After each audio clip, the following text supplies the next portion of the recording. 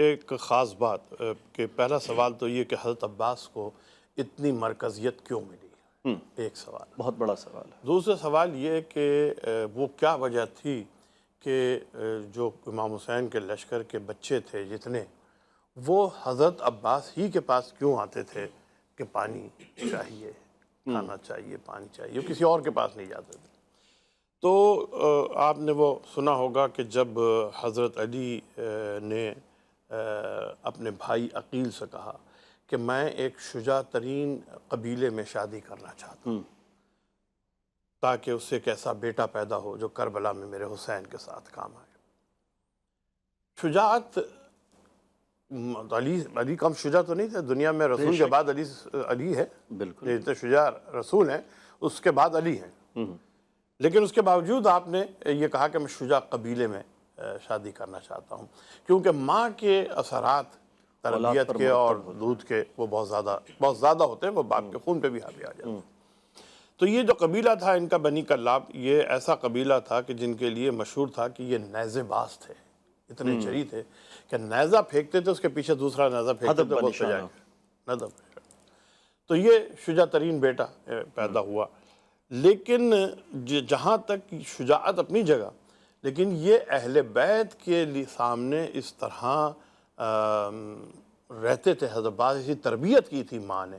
دو باتیں خاص طور سے کہی تھی، بیٹا دیکھو حسین آقا ہے، تم غلام ہو، آقا غلام کے کبھی برابر نہیں بیٹھتے۔ اور دیکھو اسی طرح امام حسین کی بہن ہمشیرہ جناب زینب کے لیے کہا کہ وہ شہزادی ہیں، تم غلام ہو، تو غلام کبھی شہزادی سے آنکھ ملا کے بات نہیں کرتے۔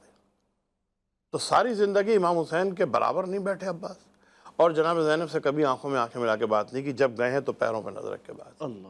اچھا، اب اہمیت کیا ہے؟ اہمیت یہ اس لشکر میں حضرت عباس کی کہ حضرت عباس صرف سپہ سالار نہیں ہے، حضرت عباس اس لشکر کے وزیر خزانہ ہیں۔ درست، دو چیزیں ہوں گی، ایک سپہ سالاری، ایک وزیر خزانہ۔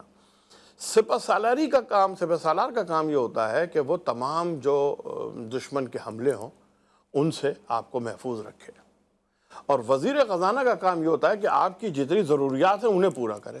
کیا بات ہے، درست۔ یہ دونوں چیزیں عہدے حضرت عباس کے پاس ہیں۔ جب یہ قافلہ چلا ہے مکے سے تو امام حسین نے حضرت عباس سے کہا کہ عباس وہ قربہ بھر لو۔ قربہ عرب میں اس مشکیزے کو کہتے ہیں جو بہت بڑا مشکیزہ ہوتا ہے، اور جو سفروں پہ قافلے جاتے ہیں وہ لے کے جاتے ہیں، کہ عباس پانی بھر لو، اس لیے حضرت عباس کا ایک لقب ابو القربہ بھی ہے، وہ مشکیزہ۔ اب جب یہ قافلہ چلا ہے تو 80 اونٹ ہیں، 24-25 گھوڑے ہیں، سامان بھی ہے، عورتیں بھی ہیں، بچے بھی ہیں، ہماریوں میں عورتیں بیٹھی ہوئی ہیں۔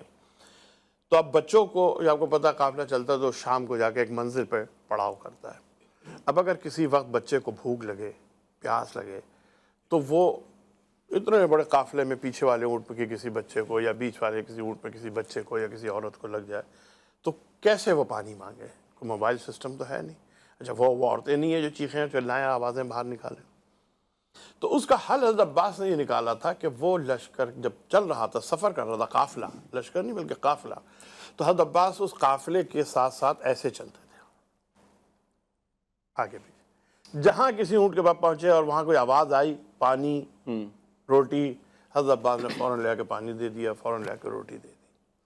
اب یہ جو 8 ذیلحجہ کو امام حسین نکلے ہیں قافلہ لے کر، اور 2 محرم کو کربلا پہنچے ہیں، تو سارے راستے اور وہاں سے بھی جو آئے ہیں، تو بچہ یہ دیکھتا رہا کہ انہوں نے پانی پلایا ہے، انہوں نے روٹی دی ہے۔ اب وہ بچہ مانگتا ہے حضرت عباس سے پانی، وہ بچہ مانگتا ہے حضرت عباس سے روٹی۔ دوسری چیز یہ کہ اب حضرت عباس کی شجاعت سے کیوں اتنا خوفزدہ تھا یزیدی لشکر؟ صفین کی لڑائی میں حضرت عباس کی عمر کل 12 سال، 13 سال، 12 سال، 14 سال کی عمر، اور دراز قامت حضرت عباس تھے۔ تو حضرت علی نے زرہ بکتر بنا کے حضرت عباس سے کہا جاؤ حملہ کرو۔ اب جو حضرت عباس نے حملہ کیا ہے تو لشکر کا کوئی آدمی صفین میں ٹھہر نہیں سکا حضرت عباس کے سامنے، 13-14 سال کی عمر میں۔ اب لوگوں نے کہنا شروع کیا یہ علی ہیں، یہ علی ہیں، یہ علی ہیں، یہ علی ہیں۔ ادھر سے جب حضرت علی سامنے آئے، جب واپس آئے حضرت عباس کھڑے ہوئے اور حضرت علی سامنے آئے، انہوں نے کہا یہ کون؟ جو دیکھا تو معلوم ہے یہ حضرت عباس ابن